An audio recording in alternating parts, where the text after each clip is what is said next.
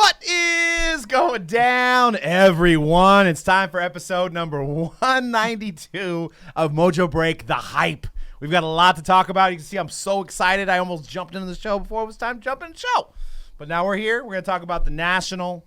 We're going to talk about NFTs, Top Shot. And we're going to talk about young quarterbacks. Who should you invest in? We're going to give you our opinion on that. So a lot of stuff to talk about today, and the hobby is exploding right now. So check out Mojobreak.com for your break spots and MojobreakShop.com if you want to get into buy your own box, get it shipped to your house. We're also going to be doing another giveaway. We're going to announce the giveaway winner from last week as well, but we're going to be giving away a box of Select Football. So check in on that later in the episode. Dan, how's it going? Pretty good. C-Rad, you take a private jet to work today with your AMC money? To the moon, baby. And this is the second time this year I'm going to the moon, because the first time the moon landing was with GameStop. You had a round trip. Yeah, round trip. You got frequent flyer miles to the moon. I'm like, I love video games in the movie theater, so I'm just all in. Man, is it still going up as we speak? As the show goes on? It will be that stock. And again, we don't give stock advice. We have no idea what we're talking about. We're not financial advisors. We're not financial advisors. But I don't know. Is it at like $3,000 a share now? What are we? What's going on? Man, what's GameStop at? Like what? $290. What is going on right now? Like, obviously, take a step back. AMC worth $65 a share? No. No.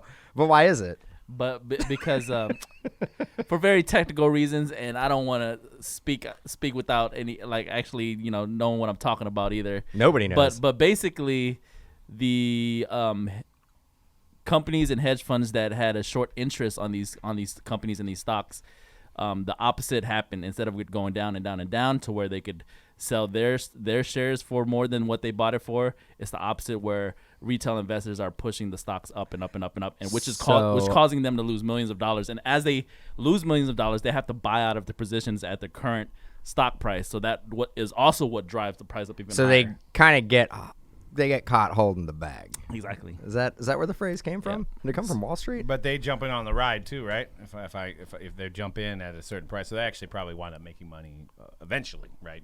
As long as they don't, if it keeps going, as long as they don't keep holding the bag. But this is it's crazy, man. This is are we Jim Cramer over here? Or, I mean, what are we? That's the basic of it. The stock minute here on the hype. And I could be wrong, but that's basically no. I mean, you know what? Even if you are wrong, it sounded right. Yeah. Sound like you know what you're talking about. It sounded right. Sound like you practice in front of a mirror. The ride's not over. Get a jump on. So, yep, check it out, Mojobreak.com for your breaks. Follow us on, subscribe here if you can, here on Mojobreak Media. It's easy, just click subscribe, and we got some great stuff coming up. I'm going to be interviewing Michael Hodges from the Clubhouse, so that'll be posted probably next week. We're going to talk national, and we're also going to talk about OG stuff, like OG breaker stuff, because there's not many of us that have been doing it for 10 years. Michael Hodges is one of them, and we're going to discuss how it was back when you used to have to just do everything by pen and paper and ink and quill. Dude, at Blog Talk. Blog Talk, that's what Blog it was. Talk, well, Blog TV. There's also Blog Talk Radio. Mm-hmm. So you go back 10 years ago, this show would not be on YouTube. We would be on Blog Talk Radio. Yeah, like we were back in the day. Blog Talk, yes. Blog Talk Radio. That was fun. Yeah, you used to have to just you'd have to send us money through the mail, and then we'd send you a VHS of your break. So that's how it all got started, guys. It's crazy times. Talking about crazy times, the National is here, and it's pretty much officially confirmed, unofficially, officially confirmed. It's happening July 28th, which is the greatest day of the year, by the way. It's my birthday, but July 28th is when it kicks off, which is Thursday, or actually that's Wednesday, and it goes to August 1st over at the Donald Stevens Convention Center in Rosemont / Chicago. They call it Chicago.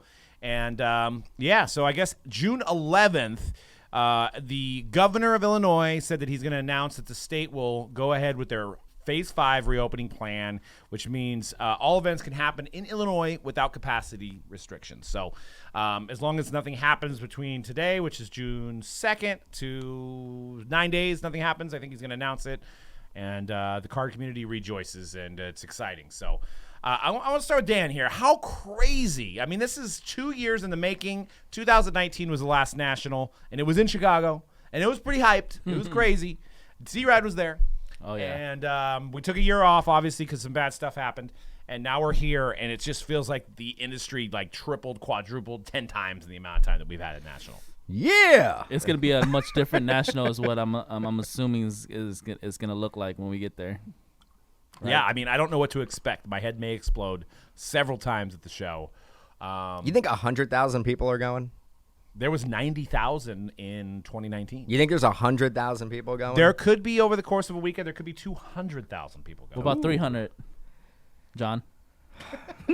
Over under? I don't know, man. I can't imagine. I mean, I've been to trade shows. We've all been to trade shows. I've been to trade shows that are a lot bigger layout than the National. I could not imagine having 200,000 people at the Donald Stevens Center. Well, when they say there was 90,000, they say the course of 4 days. I know, so. I know, but you gotta see. I mean, there had to be a peak where there probably was at least 50 or 60,000 people there at one time. I couldn't even imagine 200,000 people going through. I mean, it's a big convention center, but in the grand scheme of things, it's really not that big. Like the Anaheim Convention Center is like, well, there's got to be. it's like 3 levels to it. There's got to be some kind of capacity restrictions, right? There have to be a count where you for danger of a fire. They have to yeah, stop. I mean, but and that's what me and Cody were actually trying to figure that out earlier. Like, what is the maximum capacity of people that could be in the Donald Stevens Center? Because I think we will hit it this time. Probably I would 60,000 maybe. If somebody has that info out there, I'm interested to know that how many people can be inside that building at once. Because people are still going to be, a little bit weird on COVID and stuff like that, and for good reason. So it's going to be interesting how people react, because people are coming from all over the world to be there, all over United States to be there. And everybody has different ways of how they do things, and everybody's city does things different ways. So they're all going to be together in one melting pot. So it's going to be interesting to see, one, how many people get let in. Is that if you go there, you're going to have to wait in line. Obviously, if you're trying to get some of the freebies, you're going to have to wait in line. But are you going to have to wait in line outside?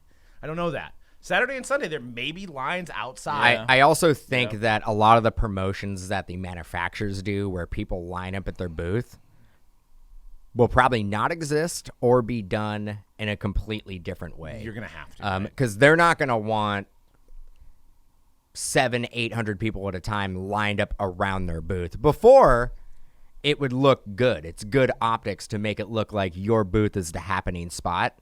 But now, I think the optics have completely changed, where you don't, for the safety of your crew and the safety of other people, you probably don't want to have that many people in one concentrated area. And yes, somebody asked in the chat if we are going. We're going to have a booth. We're going to be giving away free shirts, free breaks over the Break Pavilion. So look for more info on that. We're actually going to put that info on the main Mojobreak.com site. So there'll be info on how you can, if you're going. We also want to know if you guys are customers of ours, Mojobreak.com. If you're going, we want to know ahead of time so we can get some stuff prepared for you and meet you face to face and have something for you. Yeah, we got an autograph signer coming down as well. Yeah, it's Dan. No, it's C-Red. It's actually C-Red. I'm 2019 National. I'm not kidding. So Doug and I are sitting there. Conrad comes in on Saturday, but every day, probably about 20 times a day, people would come up to us and go, "Is Conrad here? Is Conrad here?" And then I basically text you. I'm all, "You're going to have to be doing autograph signings. You're going to have to come down. We're going to basically go, Conrad's only signing from noon to 1. You got to get in line. Only signing flats, not doing anything else." What's crazy is that when I actually got there on Saturday, I probably didn't even get to meet as many people as that went through the earlier days. So this year I do plan to come for at least 2 full days. So whoever's there, we're going to be hanging out. 2 days of signing. I guess I'll work out the rest there. Dan looking very tan. What's up, Trevor? Trevor, old school OG. Trevor, remember this back in the day? I've been getting a little vitamin D. Getting some vitamin D? Just walking around. It's a little sunny here in California. So, well, what I was going enjoying to, speaking of sunny California, I went to an amusement park over the weekend with Great America. For those that are around here know about Great America. If you're not, you're like, what the heck? Google it. California Great America. It used to be Paramount Great America. But they actually had the lines for the rides. You were still required to wear a mask in the place, even though it was outdoor. The rides had 6-foot markers, but nobody was paying attention to that. Everybody was closer to the next group of people by more than 6 feet. So I don't think you're going to see if there is lines at the National. I'm telling you, it's human nature to not be past 6 feet. So I don't know what that means. I don't know if they're going to make people do that or what. And how can they enforce that? Or how can they enforce it? Right. Yeah. So nobody seems. But we also had masks on too. So each person needs to enforce it their own way. Yeah. I enforce it with doing the old school hardcore dancing. It's like throwing your arms out like that, making some space. Might get hit with these guns. Might get hit with the elbows. So, but I think there's also a whole new demographic coming into the National. You guys that have listened to us for a long time, we've been doing this show for 10 years. We've been doing breaks for 10 years.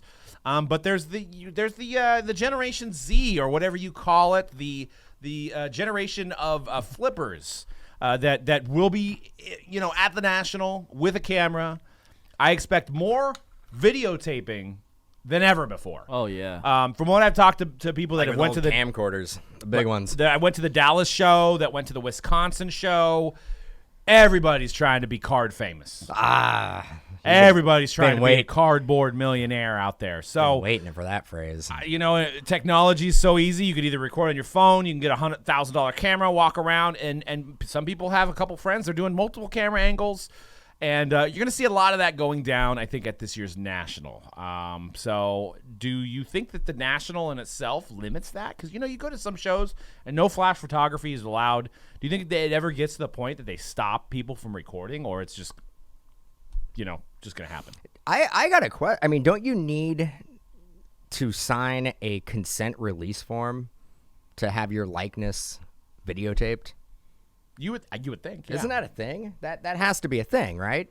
I don't know if you're like in the distance and they have your face on there. If you No, I mean, what if like Joe is set up with Joe's card shop is set up, it has a booth, and Zachary, the content creator, comes up and starts filming everything and basically puts it on YouTube, makes a series out of it, monetizes it. Don't you have to get written consent from the card shop owner that you filmed? I don't know, Cody. Do you know any information on how that works? I don't know. I think you do if you're monetizing somebody's likeness. Absolutely. Yeah, I think it comes down to monetization. I think is the main thing. Also, yeah, D-Port is saying it's also a public space, so that there's that as well. So, there's some workarounds for sure. All right, so I'll get a shirt made, and it will be like a consent form, and I'll be like, I give everybody a consent to film me. Or say a shirt that says, "Don't film me, bro." Don't film me, bro. Actually, it's funny you have the dinosaur picture there. I was actually joking with Doug yesterday. I was thinking about getting one of those inflatable dinosaur costumes and just wearing it around the National. That would be pretty funny. You should do that. At least, just go up to booths. I don't think you could pull it off for the whole day though. You can only do it for like an hour. Or so. I mean, it has to be blowing air in there. It might be pretty comfortable. It's a little humid in Chicago. Yeah. And what would you just go to people like, I'm an old school collector? Yeah, I've been collecting. I've been doing group breaks since 2010, and this is me. Do you think how many celebrities are now involved in this? It's going to be interesting to see how they show up with their entourage of people, if they do. I mean, like A.J. Dillon. A.J. Dillon from the Packers is doing breaks. He's got a full Instagram dedicated to just cards, right? Yeah. And we see these guys buying into breaks, some of these guys buying into breaks. So it'd be interesting to see if these guys come in, because Gary V at 2019, he was the celebrity. He was the big name. Everybody wanted to sniff Gary V's arm somehow. Everybody wanted to get a little photo with Gary V, right? Which Joe puts in the chat, who was Gary's t-shirts. That would be very classic. But he was the big name. And I think you have Darren Ravel's already said he's going to be there. He's got a booth. I know Bill Simmons has gone to many Nationals before, but he usually kind of goes in early, and you don't really see him around. Evan Mathis, I think the former football player, he's had a booth there. And but I think you're going to see more of these guys. Maybe Chris Brown shows up. I don't know. I mean, he was doing a video earlier on cards. These guys show up. With Rob Kardashian, maybe he shows up. So it's going to be crazy, not only from the YouTubers, which we highlight here, the old school versus the new school at the National, but I think you're going to have a lot of media coverage there in general from these guys walking around. So it's going to be weird. It's going to be crazy. I don't know what to think of it. It's going to be a good time to see friends that we haven't seen in a long time. A lot of these friends we haven't even seen since 2019. It's been 2 years, so it'll be nice catching up with those folks. But once again, if you're at the National, come check us out at the Case Break Pavilion. We're going to be doing free breaks, and we're going to be giving out free shirts. And we just want to see you guys, put a face to the username. So, like, hey, I'm Fatballs420. I'll be like, cool, now I know what you look like, So I know what you look like. I know your YouTube name, but now I have a face to associate with the name. So, and sometimes you think somebody looks a certain way, especially with a username like that. And then you know what, and that's one that you would have to get probably circa 1999. Because that one was taken right away on every platform. I'm sure on Hotmail, on Yahoo, on AOL, Fatballs420. Tough one to get. Man, you probably could sell that then. If you had it. PHAT, right? Yes, yeah, not FAT. Yeah. I mean, Not just like 49ers guy or Raiders guy, just fat balls. Yeah. 420. You have to put the 420 after it just to accentuate the just to make sure that you know what you're into. Yeah, pretty hot and tempting. PHAT. So yeah, but definitely on a serious note, yeah, we do want to meet you guys. You guys that have been in our chat for years. If you're making the trip out, I definitely recommend, for one, if you're making the trip out and you haven't booked your airfare and hotel, I'd do it now. Yeah. Especially with hotels. If you decide to not go, you can cancel usually 48 hours before. Just book it before it's too late. Get your flight too. Those are going up too. The airline industry is all about charging more every day. So get your flight in. Get out there. Rosemont is the best place for the National out of all the locations they have. Just a great center area that has multiple places to eat. You don't really have to go anywhere. Everything's there. Walk across the street from one of those hotels right to the National. Go eat right after the National right across the street. I mean, it's all centrally located. Unlike Cleveland and Atlantic City, not all centrally located. So if you're going to make the trip, you're looking to do something in the summer, I would definitely head out to the National. You could also go hang out and watch the second annual group break two-hand touch football game. Ooh, yeah, we got to bring that back. Got to bring it back. I did get the game-winning touchdown last. You did. I mean, I'm not. I had like 5 touchdowns. Let me ask you guys a I had like question. 5 touchdowns in the game, but I mean, You guys usually run that game with the same folks, right? Breakers. Yeah. So what if 20 new Facebook breakers show up and we're like, hey, can we play? I mean, we can do tournament style. But I think we got to actually run the same teams back. So yeah, there's I might have to bring some little soft cleats out there. I'm not doing cleats, but I'm definitely not going to be playing in jeans like I was last time. Yeah. I'm going to be showing up ready to go. Decked out. Yep. Yeah. I mean, again 5 touchdowns. I think I stripped the ball from Doug and ran it in for a touchdown. So I had a defensive touchdown. You tried. I had 2 plays, 2 touchdowns. You tried to lateral the ball to somebody, and I just picked it up and just ran the distance. That wasn't me. I think you're that was you. That was you. I won the MVP award. I wouldn't have won the MVP if I didn't. I wasn't taking you that last play. With so many people with cameras this year, hopefully somebody records it and it'll be up on YouTube. Yeah. We decided we were going to play catch a little bit, and then it turned into a game, and then it turned into almost 2 hours of playing. Nice. Yeah, and there was a lot of possible injuries. I think there was. I jacked up my knee. I was hurting for 2 months after that. Yeah. I don't know if you're gonna get to it though. Back to the Nationals real quick. But has Panini announced anything in terms of? No, I don't think any of the car companies have yet. I'm sure they're now that they know it's a go, they're going to be doing stuff. I mean, that's another thing. If you're familiar with the National, there's always silver packs, possible VIP party with Panini. I don't know if it's going to happen this year. They don't have enough time to plan it. They don't really need to sell any product. So, I mean, they probably need to do something to, get customers to their booth and get customers to their retailers' booths like Blowout and DA and all that stuff. Some incentive to sell some boxes. But trying to plan a VIP party in this short amount of time, I don't know. We'll see. I'd say it's about a 50-50. VIP party is they bring in some amazing, athletes. You get to hang out with them and get some special packs, free dinner, open bar. C-Rat, tell them how cool it was last year. It actually really was amazing. 2 years ago. They had catering there. They had arcade units set up. They had a pool table. They had basically anything you could want at a sports card party that you would assume from Panini would throw. So everything was there. It was. it was the athletes are always cool to hang out with too. They always come in. Last year, anyway, 2 years when I went, they were coming in and out of the VIP and the regular. So it was just a fun time. Yeah.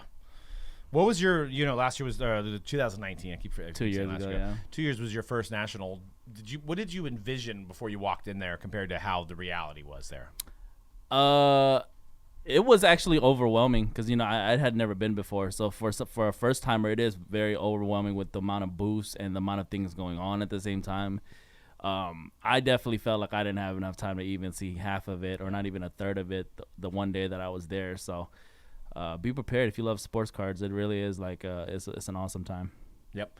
Spent a lot of time thumbing through singles. You can look at some people have like booths of cards and they just have like a ton of $50,000 to $100,000 cards just sitting right there. They probably don't even really want people to buy them. They just want showing people them to off. look at them. Yeah. If there's a card you're looking for and if you can't find it there, it may not exist. I mean, to be honest, anything under the sun is there. I think if I had to just guess, bro, I know like you were saying it's a short amount of time, but I feel like Panini's gonna throw something. Yeah. Maybe not necessarily like like you said, they don't really need to sell anything, but they may still have like the party, like a VIP party aspect where it's like, oh, if you want to come to our party, we're gonna like have same thing, catering. Like yeah, but they need to spend money probably though. Yeah, they do need to spend money. Yeah, I don't know how they're gonna decide who gets to go. Yeah. I mean, I don't know. We'll see. I wouldn't hold my breath and think that there is 100% going to be a VIP show. I mean, Upper Deck does one as well. I don't think they're going to do one. I don't know if anybody's going to do one. I think everybody's just kind of going to try to avoid a group of people where That's true. where they're That's like true. where it's their event, like they're basically going to be held accountable. That's so true. I think That's true. they're just going to try to avoid doing that. And one last point I want to make is that we're probably going to be doing if for those that are looking for more like a national history and specific show, we're probably gonna do one closer one than the national. Yeah, we're actually gonna be doing content for the next 8 weeks leading up to the national. So Okay. I'm gonna have some guests on. I'm gonna try to get some guests from the national. I think Ray Schulte, stuff like that. We're gonna get those guys on to talk about the national. But there's a lot of great videos out there of past nationals. This is going to be crazy. This is going to be the one to be at. I mean, we're reaching a peak in this industry, and I think it's all going to culminate at this year's national. I think we say that every year. I think in 2013 we were like, "This is the national you want to be at." Well, I don't think you'll ever tell people before. I don't think you're ever say, "Don't be at this." When was the Atlantic City one? We could probably go back and be like, "This is that one. This is the national that you want to go to." I don't know if we did, man. I don't. Yeah, I think I remember back then you guys weren't that enthused to go to I that actually think I was on the hype. I think I was stoked. I was like, "This is going to be awesome," and then I realized that we were going to have to fly into like Philadelphia, and then drive 2 hours in a rental car. And I was like, "I don't like that. Yeah, I don't want to do that." That's tough. Now flying into O'Hare, you could literally see the Rosemont Convention Center, the Donald Stevens Center, from the airport. Like, it literally is, like, right there. Mm-hmm. You get out of the airport, the terminal, and you're, like, there. Yeah. They have shuttles that, I mean, it's like a 2-minute shuttle drive. So. Well, amongst the good news that happened yesterday with the national news, BGS slipped in some bad news, and they were hoping that people were just too excited about the national to notice that they've suspended most grading services. Starting June 7th, Beckett will suspend all grading submissions other than our premium level. All other orders that are submitted under the Express, Standard, and Economy will be returned to the customer ungraded.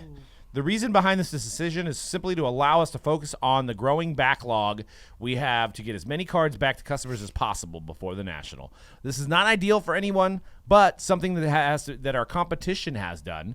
We now feel that this is the right move for Beckett. Again, this is going to be our temporary and something we believe will improve our availability for the remainder of the 2021 and into the 2022. I have a question. Whoever wants to take this first. Do you think that BGS and PSA talked as far as when they were going to stop their services and plan this out? Or do you think BGS was just like, we're going to hold on and take some more business? Yeah. I don't think they talked. Elaborate. You don't think they talked? No, I think that's what happened. I think actually Beckett was always going to intend to stop their economy service. I just think that they were like, let's not do it at exactly the same time PSA does it, Right. but we are going to do it. It's just a matter of time. And they probably look at it now and go, we should have done it when PSA did it. Yeah, but that would probably look really bad industry-wide. Because PSA is, I think, starting to come back, so people will have that option to go to PSA, I think, rather shortly here, sooner than later. I think they made a phone call. I definitely think, like, PSA was like, hey, we're thinking about shutting down. Are you guys thinking about shutting down? Yeah, we're thinking about shutting down. How about we shut down for a couple months, and then you guys, shut down a couple months after that, and, it'll eke it out of the playing field. I would definitely make that call.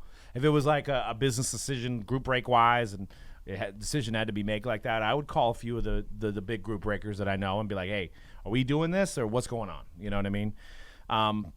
People are hating on them, but it's something that has to be done. They couldn't have predicted the increase of grading. You can never have as many employees for the demand, especially when you just let people send in as many things as possible. You cannot close the door. You can't shut off people filling out forms online and sending their stuff in.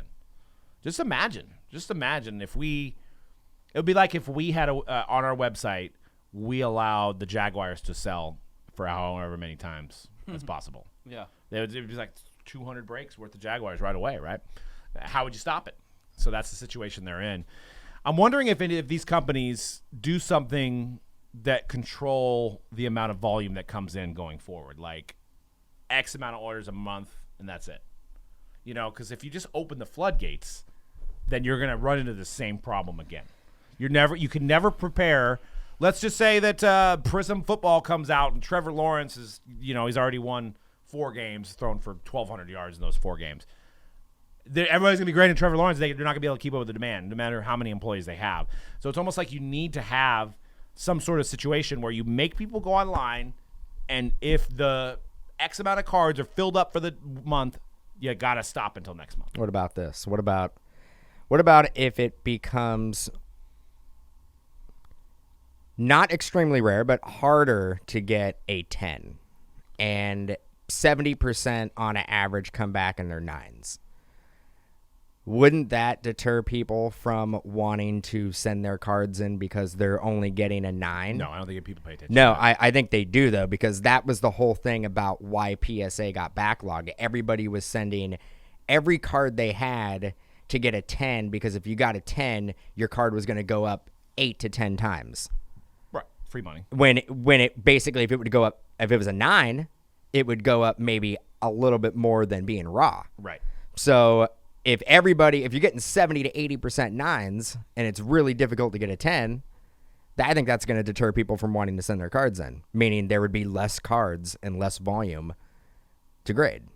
I don't think anybody, unless you have a lot of friends that are grading, I don't think people pay attention to the amount of 9s that are graded. I think if you go to a pop report, and I think if you're into the grading game and it's something that you do on a regular basis, you know that pop report inside and out, and you look at it on a pretty regular basis. Yeah, I mean, there's some stats floating around on Twitter, I think. I mean, I'm not saying that that is going down. It definitely has flipped. If you looked at that, I think there was one of these guys got a PSA, like a bulk submission type of, like the optic-based rookie, prism-based rookie, big submission of 400 cards.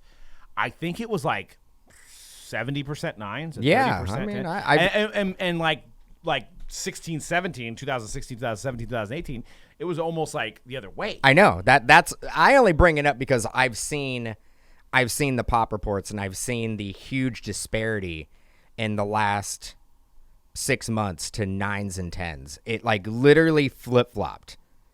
When PSA got backlogged, everything that goes through the pipeline now, it's like 70 to 30 9s to 10s. Right. As opposed to what it was before. We would send in, and we do very little grading. And when we would do grades, it would come back like 70% 10s and like 30% 9s. Yes. I don't know. Is it a coincidence? Maybe.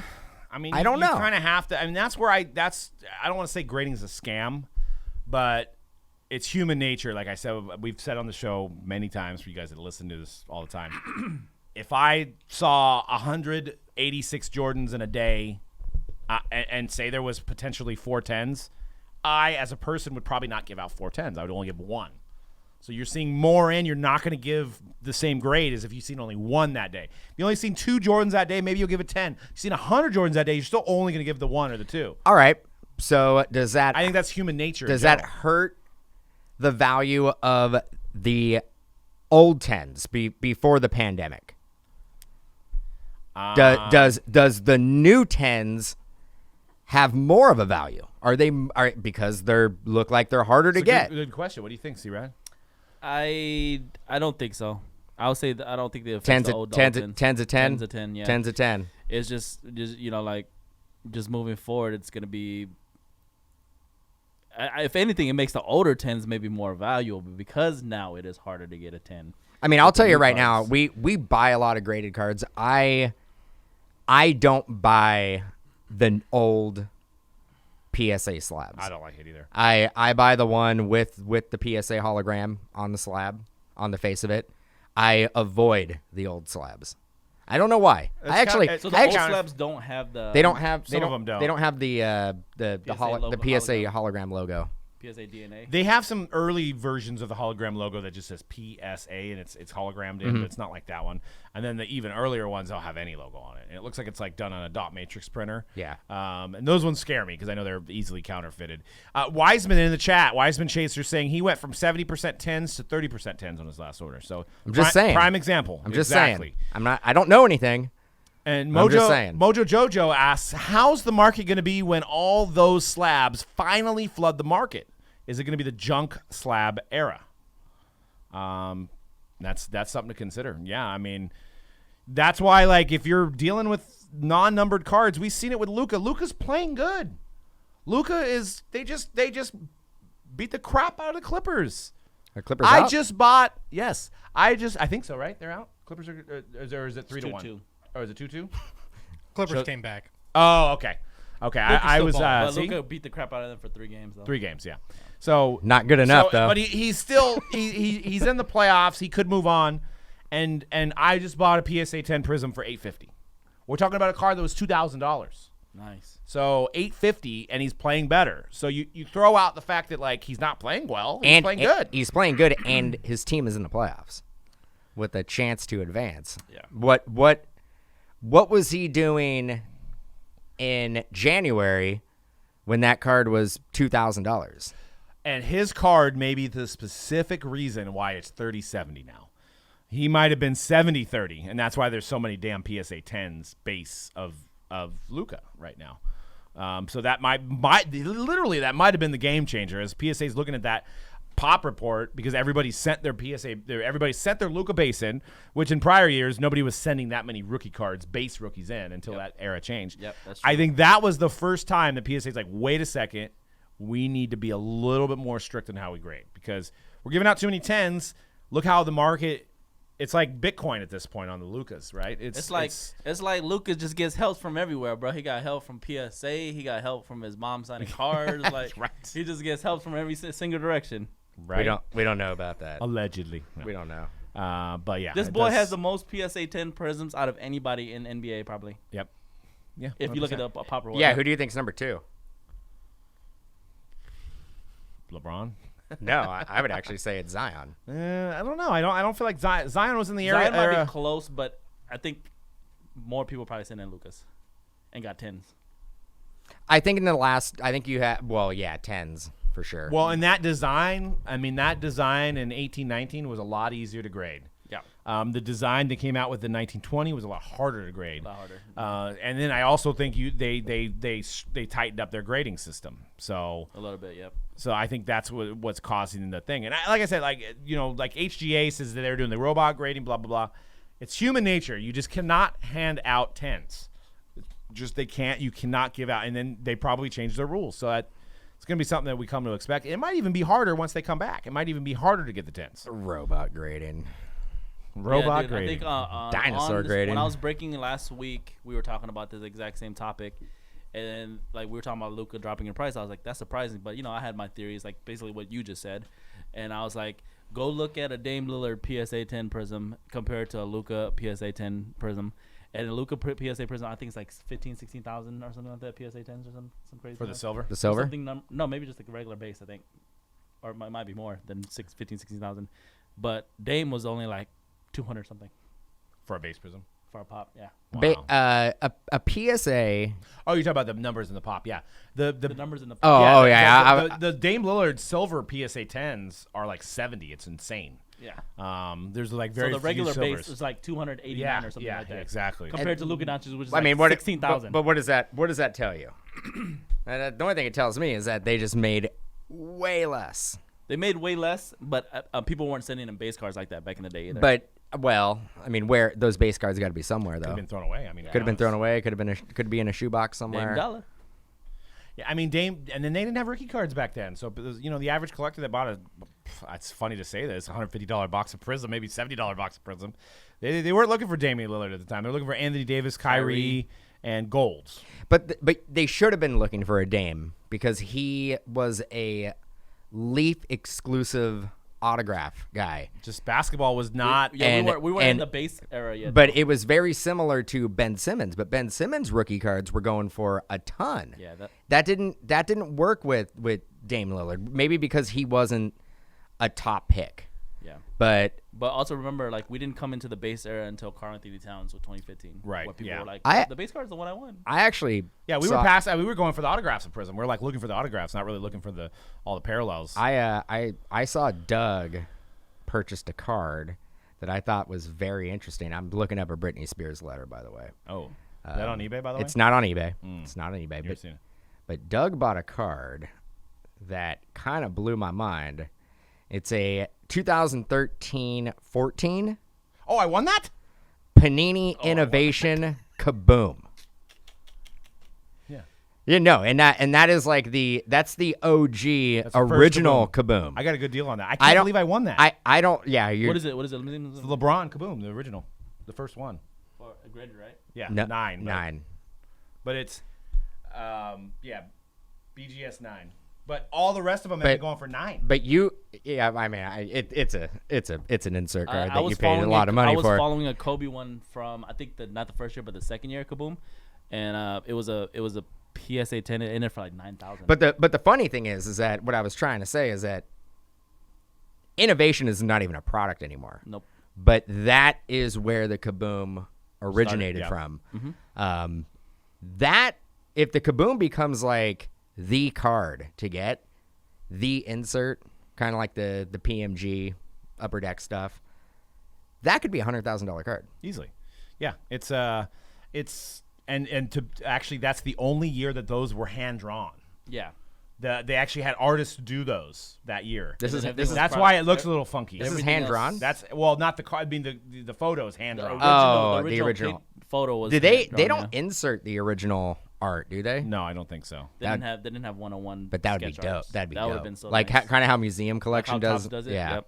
Yeah, so those are pretty rare. That's why I bid on it, and I looked. I got it for $7,300. So BGS 9, but there'd been some that had been going for like $9K. It is LeBron the Heat, so I mean, but that was based on the year 13-14, which was the first Kaboom coming out of Innovation. Yeah, there's one. Yeah, they're a lot. 18 I'm surprised I 18,000. won. That's high. I dropped a bid and left. I didn't even think I was going to win it. You were Which, like, But I think the reason why you won it is because people were comparing the current Kaboom values, yes, and it's not the same thing. right. That's the first Kaboom. That that's is like it. First No, Prism. that's it. That's why I bought it. So that's interesting. But yeah, Kabooms have really taken shape too. I mean, over the last like 2 years, it's like every year. comic It's book crazy. style cards, right? Yeah. That's why the Marvels blew up. Yep. All right, to move on from BGS, I wanted to talk a little NFT. Is NFT mania over?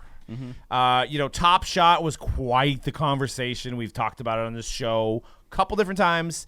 And then we've got the Topps digital cards with in partnership with Wax. NFT, I mean, Top Shot, I see less of it on my Twitter feed. I see less of it on my Facebook feed. And if you go to the next slide, you can actually see the historic sales, and I'll zoom in here. You guys probably won't see it on your screen, but you see this chart of millions of dollars in sales, and one day or a couple days they hit almost 50 million in sales of singles on Top Shot. That's how AMC looks. And then it just kind of fell back down, and it just dipped right back down. So it went to the moon, and then it dipped back down.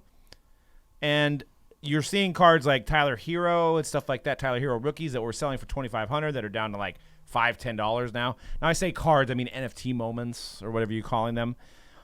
I see that. I feel like the interest has died down, and I'm gonna put a tinfoil hat on here and go conspiracy on you. I feel like there was a moment where the company or somebody was injecting sales on this because cards were selling at a high clip, or moments. I keep saying cards, but they're moments. We're selling at a high clip. I sold a LaMelo Ball for $3,500. That was like at the peak. It was probably that same day. $3,500. And the lowest cards were selling right away. If you had the lowest value, they were selling almost instantly. I sold Tyrese Halliburton for like $400. Instantly sold. It almost was too good to be true, where this company was brand new, and how do you inject money in the market? You make things sell. You make people come back and sell their moments. Well, now none of the moments are selling. So what happened? What happened in the course of 2 or 3 months where you went from having 50 million in sales to having nothing? The only thing that I can come to is that there was some interjection into the market.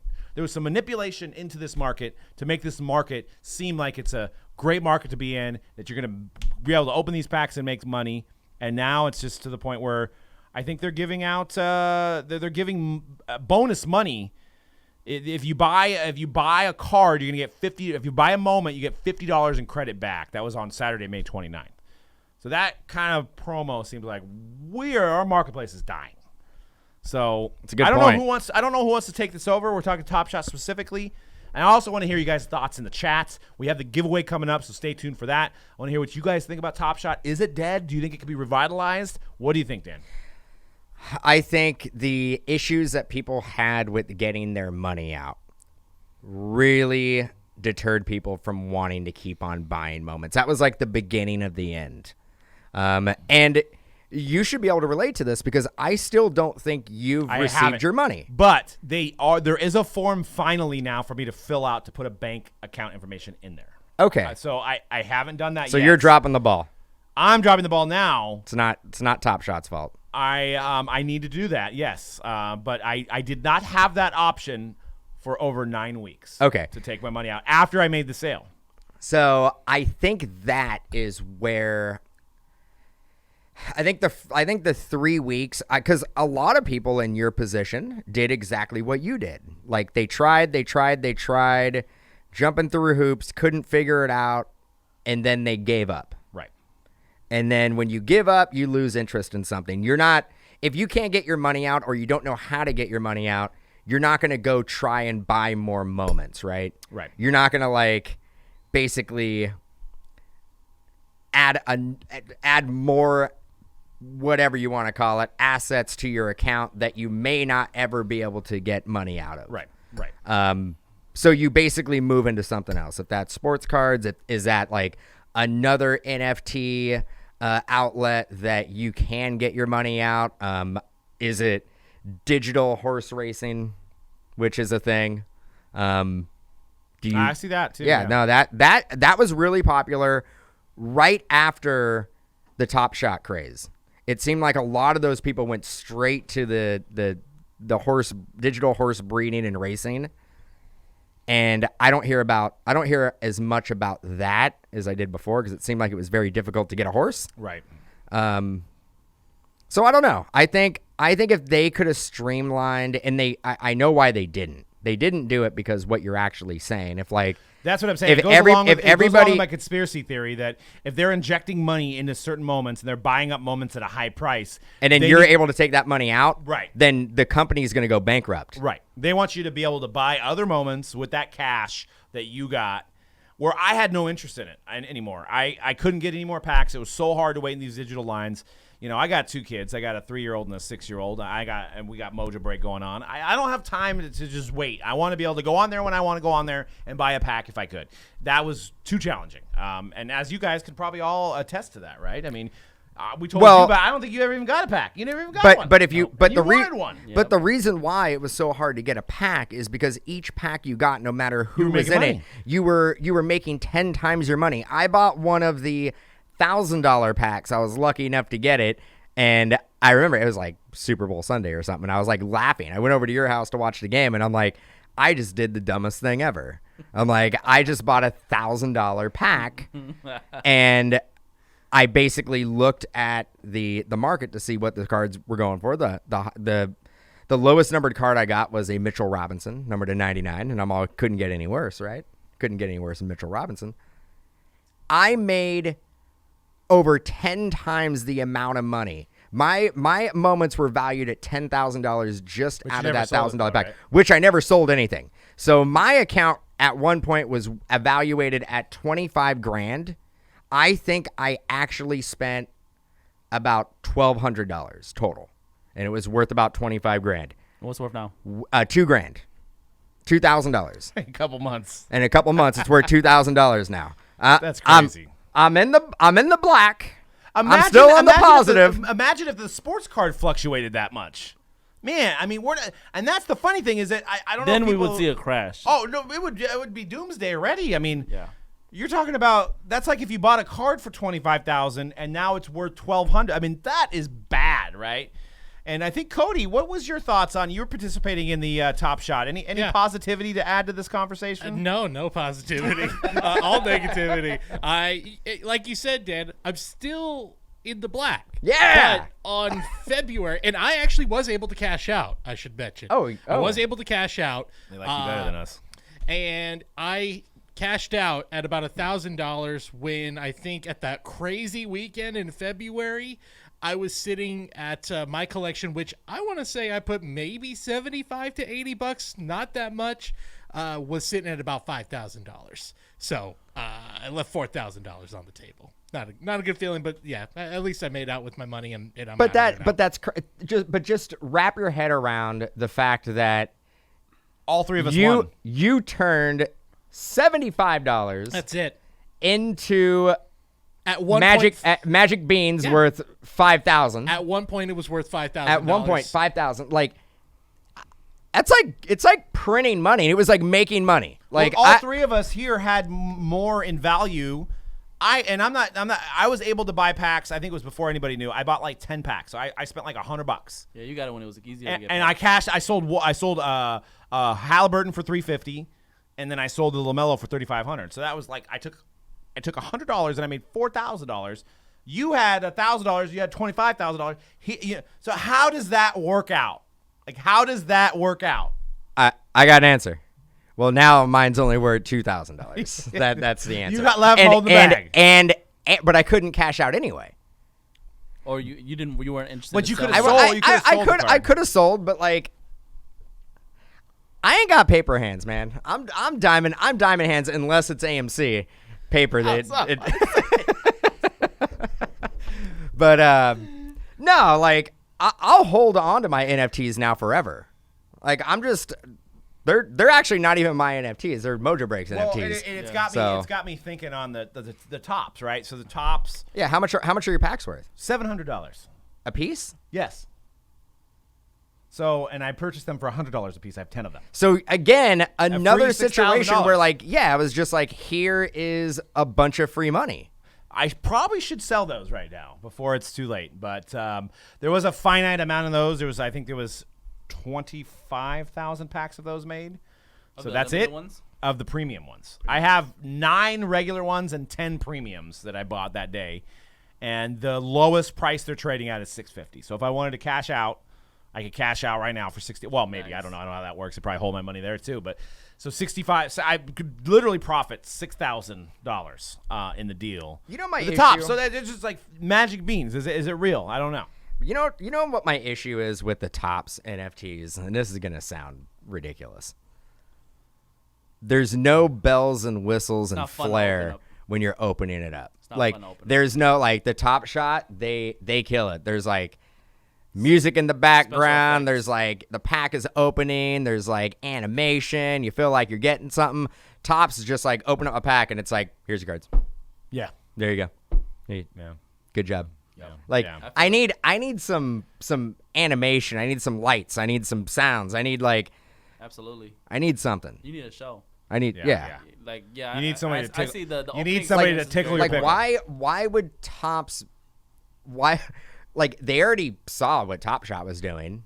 They should have gone over the top with that. Like Well, I think some of the special ones have some animation. yeah, right? but you could have like opened it up and it like could be a pack opening, and while the card comes up, there's like a highlight like showing like Mike Trout, and there's like Mike Trout jumping at the wall and like catching the ball, or like They could have got really creative. or they could have like done a quick like screenshot of like 10 years of Mike Trout cards, like different iconic Mike Trout Topps cards. Yeah. Yep. I agree. So, all right. So we got our last topic. We're going to talk about best young quarterbacks in the hobby going into this season. Did want to mention last week, the winner of last week was Justin Gorman. So please contact us. We'll get your box out of, was it Diamond Kings last week? I already lost track. This week. It was Transcendent. No. No. Diamond Kings. Diamond Kings. It was 18-19 National Treasures basketball. So 18, yeah, full case. So this week we're giving away a hybrid select box. That's a good one. 2020. That's a good one. It's a very good one. So let your friends know. Tell them to subscribe to Mojobreak Media. Comment on the Mojobreak Media video here. This is how you're going to have a chance to win. Comment on the Mojobreak Media video on who your favorite quarterback is of the last 3 years. Is it Daniel Jones? Is it Kyler Murray? Is it Joe Burrow? Is it Justin Herbert? Which, by the way, I pulled a Joe Burrow RPA today out of NT. So True. Well, redemption, but true RPA today. Is it Trevor Lawrence? Is it Jalen Hurts? I mean, one of these guys, maybe we're not talking about like a Jacob Eason. Because as we talked about on last week's show, Hype number 191, it's hard to navigate. If you're going to pick a quarterback, like it's hard. There's too many options. Yeah, there's a lot of options. I mean, is it best to just stay away? Is it best to dabble a little bit in all of them? I'll start with Dan. Like, given that money is not an option, I mean, it's not a problem. I said money is not an option. I don't know. You're going to sell yourself. Money is not a problem. Who are you? Who are you investing in this year? Out of the last 3 years of quarterback classes, Kyler. You're going Kyler still? Yeah, Okay. forever. Not even close. Would no, like, There's no other quarterback. That's it. Kyler Murray. He's the best. I hate the division he's in. I think he's going to be 8-8. I or he's hate gonna one be team in that division. He's going to be 9-8 because the division's so damn hard. Kyler Murray. He's the best. he's probably to be pretty good. I don't necessarily disagree, and his prices aren't anywhere close to the new guys and probably what Trevor Lawrence is going to be. Would you consider is Baker in that 3-year window, or is he in the outside? He's just barely on the outside, but that's not a bad buy either. I like Baker, and I like and again I'm basing it off where the market is, right? I can't like I'm not going to go Josh Allen. I love Josh Allen, but I think his prices are too high. As far as the other guys like Drew Lock, Yeah. I don't know, man. Do you think Teddy Bridgewater might be the guy? Bridgewater, did they bring him in there to be the future, or did they bring him in there to maybe? But I mean, Drew Lock. This would have been the year that it would be a make or break year for him, and now he has a guy who he is going to be competing for and probably not going to get the job from. Not to mention if they actually land Rodgers. Yeah. So no on the Drew Lock. Daniel Jones could be primed for a bounce back year. Big Dude, stage, New York. I know, but that Saquon you want to healthy, talk. maybe? You want to talk about it. You want to talk about a division that division's terrible. And I don't. It's the Giants aren't that good. You got to. I mean, having a healthy Saquon can make him a lot better. But how healthy is Saquon going to be? Right. He's already had a couple years of injuries. Right? So yeah, I think Kyler is the best bet talent-wise, and the best bet market-wise with the amount of room that you have to grow. Second would be Baker. Yeah, I mean, what about Dak? Dak's a little bit outside. Dak is like a seasoned vet now at this point. 2016. But you still like to. You like still would invest in him though. That's like 22 years in like hobby years. Yeah, I mean Dak. I like Dak's price. I mean they have been going up. I think based on what Dan was talking about a couple weeks ago, everybody listened and they started buying Dak. You know, you single-handedly drove the price up. I changed the market. You pumped week it up. in and week out. I changed. Look at Shohei. Look what I've done. It has nothing to do with what he's doing on the field. It literally is what I tell people to buy. Yep. Absolutely. I'm completely kidding. Don't send me an email. Don't get all angry. No, do at it. me. We want to hear a comment. No, I don't have. I'm a fragile guy. I don't have the strength for it. So I'm hanging on by a thread. I'm hanging on by a thread. One more bad email. One more like get rid of Dan from the hype email might just put me over the edge. I can't. It'll be a 2-man show. I'll just be hanging out. Hey, three. Never. 3-man. Well, I mean. Super producer. Super producer Cody. Like without Cody, the show wouldn't exist. The microphone wouldn't be sanitized or put together here. It always smells great. I gotta say, Yeah, nothing better than sit in front of a freshly sanitized. I forgot microphone. the miss today. You're Damn it! I screwed up. I'm sorry. Oh! I'm out. You're like, no wonder it doesn't smell as fresh. So who you going with, C-Red? Man, you know, it's really tough to argue the Kyler argument. He's really primed up to be to have a breakout year, you know, or have good next few years. I like Baker a lot too. If money wasn't an object though, and I know it's very scary because he's coming off an injury, I actually would probably put Burrow up there. I like Burrow a lot. Yeah, that was gonna be you guys both kind of took who I was leaning to, but. I think Daniel Jones. I mean, I watched the kids, the rookie premiere, and the arm he has. He's on the big stage. I think if he can get the job done, they believe in him there. And his prices are well below everybody else we mentioned. Danny Dimes. Well below. You can probably get 20 Danny Dimes before you get one Justin Herbert. So it's a low-risk investment on Daniel Jones. He's in New York. It's a prime market too. Yeah, so I mean, I think I would like on a sleeper, I'd go Daniel Jones, but I'm a firm believer in Kyler, and I've been a firm believer in Kyler. Yeah. Also to note, 2019 might be a good wax to invest in based on the 2020 prices of some of the same prisms and selects, and then based on what we're probably going to see the 2021. So, I mean. And you can't completely count out Dwayne Haskins. I mean, he's probably done, but he is on the Steelers now. You know, you never know. He may get a shot. They also have some other skill position players in that 2019 draft as well that might pan out. I mean, Drew Lock's not done, but I'm just saying that for if you want to rip some wax, 2019's not a bad I actually rip. Dwayne Haskins. I actually like that as a low risk investment. If he does have to take over for Roethlisberger, Mike Tomlin wins football games regardless of who his quarterback is. Yep, that's true. So I actually like the Dwayne Haskins. Give him a shot with a team that is decent, has weapons around him. What about Jalen Hurts? I think we haven't seen enough on Jalen Hurts. I was going to say that. I don't feel like we've seen enough. You know, but the Eagles do have some talent there, and I think they could win that division. I think that division's a coin flip between all the teams, with maybe the exception of Washington. But I think between between the Giants came on strong too. That's what you guys forget about Daniel Dimes is the Giants came on last 5 or 6 games. They played really well, and that was without Saquon. I think they finished like 6-10, but they were like 0-5, I think, or something like that. I agree with Max. Josh Rosen is the best quarterback on the Niners roster at the moment. Nate Sudfeld. The chosen one. Josh Rosen. One's on the 49ers right now? 49ers. He's the best guy they got. He's the best one. I'm sorry, Niner fans. No, he's the best quarterback on the roster. What about, and then, we didn't even mention, Joe brings up in the chat, Sam Darnold. He's finally in the NFL because he was on a college team, the Jets. Now he's finally in the NFL. And he's gonna get a prime time there in Carolina. He's not gonna have a lot of expectations. It's funny you just said Danny Dimes, big market, and then you just say Sam Darnold wasn't even on an NFL team. Well, same market though. The Jets are barely a team. So, there was some kind of Twitter meme going like they Sam got a Darnold's new in the NFL new coach. They got your guy. You got Robert Saleh. That's true. Offensive genius. And they got Zach Wilson there now. I mean, it's also going to be interesting to see. I think that Trey Lance will sell for more based on him being a Niner compared to Zach Wilson, who was drafted as a 2nd overall. Trevor Lawrence obviously going to be out of the gate, going to be the number 1 guy. But I think Trey Lance will be the 2nd. And then I disagree with you, like I usually do. I think the 2nd highest quarterback at the start of the season, value-wise, is going to be Mac Jones. Patriots. I think people are going to speculate that he is going to be the next Tom Brady.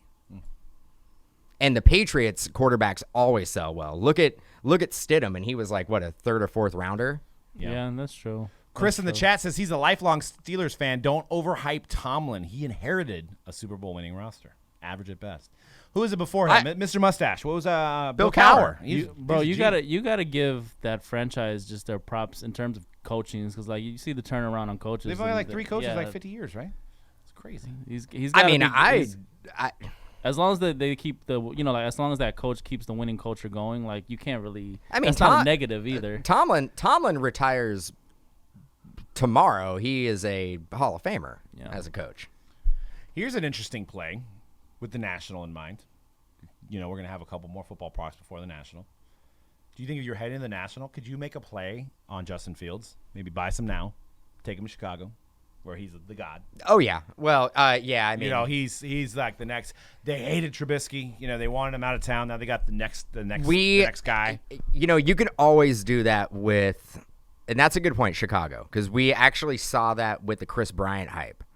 People were swooping up, knowing the National was going to be in Chicago. They were buying as much Chris Bryant as they could to basically try to flip it at the show. Here we go, Justin Fields market. So that's a Dan good point. said it. No, but actually Doug said it. But then you reiterated it. Yeah, so yeah, it's too late. You missed the boat already. Well, because I feel like the Cubs, there's nothing. Maybe Ed Howard as a prospect. The Bryant's don't. Bryant's a great player, obviously MVP or Rookie of the Year, all that, all the accolades. He won the World Series, but he just doesn't sell for. He's like almost like Buster Posey now. He just doesn't sell that much. So I'm trying to think of, and Javier Baez doesn't sell well anymore. Snag those Yoelqui Cespedes autos now. Oh, that's true. We got the White Sox too. We forgot. You always forget the Chicago White Sox. You do, yeah. It's such a Cubs area that you forget about the Chicago White Sox. You guys want to go to a White Sox game this year? I guess with that in mind, you could bring the Eloy Jimenez. I know he's hurt, but bring some of those cards out there. Actually, that's a good point by Max. It probably is a good time to buy Lou Bob's. Yeah.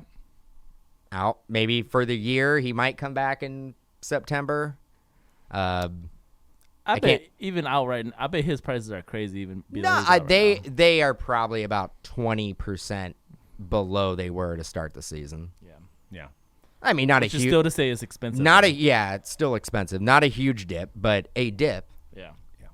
And you know what we say? Buy the dip. Sell the dip.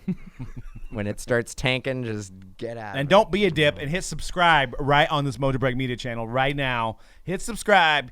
We've got some great videos in the pipeline. There's also the great Jimmy Pardo. You got to watch that if you haven't. Cody and Jimmy Pardo opening up some packs. He pulled an NFL Shield. You got to check it out. He didn't even know what it was. It was insane. He also had a great story about Pete Rose. So check that out here on Mojobreak Media channel. Cody and Jimmy Pardo. Fantastic video. And we also have we're going to have another video coming up soon with Michael Hodges from the Clubhouse. And we also plan to have more guests and celebrities doing break room videos with us. Maybe even more at the National. You don't know. So check it out. Make sure you go to mojobreak.com for your breaks. And where everything is scheduled. Everything is guaranteed. We're breaking everything. Everything from F1 to soccer to baseball, football, basketball, hockey. It's all going down every week, every day at mojobreak.com. And mojobreakshop.com. Pre-order Finest right now. It's coming out on Friday. Finest Baseball. You can pre-order your box now at a low price. And check out the daily deals we have at mojobreakshop.com where we ship wax around the world. So that's it for the hype number 192. We'll see you next week on 193. Peace.